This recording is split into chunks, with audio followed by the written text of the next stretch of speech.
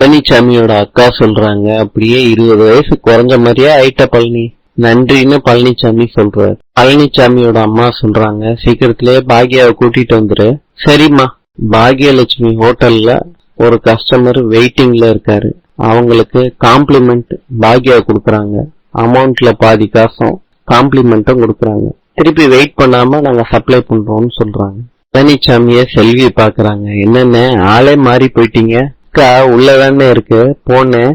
பழனிசாமி கிட்ட பாக்யா சொல்றாங்க, உங்க அம்மா எப்படி இருக்காங்க? நல்லா இருக்காங்க, மருந்து மாத்திரை எல்லாம் வாங்கி கொடுத்துட்டு தாங்க வந்தேன். பழனிசாமிய என்னென்னமோ பேசி பாக்குறாரு. பாக்யா ஆச்சரியமே படல.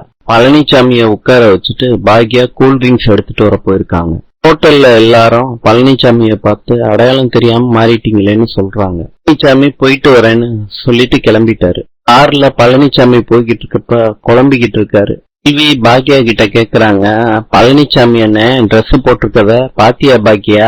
பாக்யா சொல்றாங்க, நான் கவனிக்கலையே அப்படின்னு சொல்லிட்டு கிளம்பிடுறாங்க. வீட்டுல கோபி போன் பேசிக்கிட்டு இருக்காரு.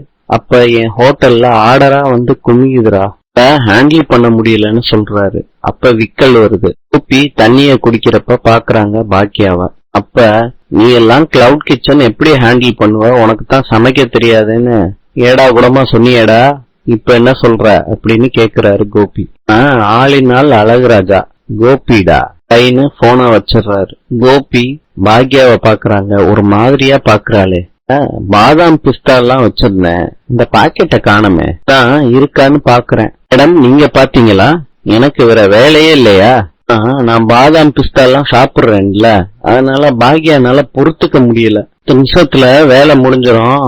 உங்க பாதாம் பிஸ்தா எல்லாம் தேடிக்கோங்க கோபி. அதுக்கு எதுக்கு கத்திய நீட்டுறீங்க பாக்யா? பேச்சா இருக்கணும் என்று. பங்களாதேஷின் தலைநகரம் டாக்கா.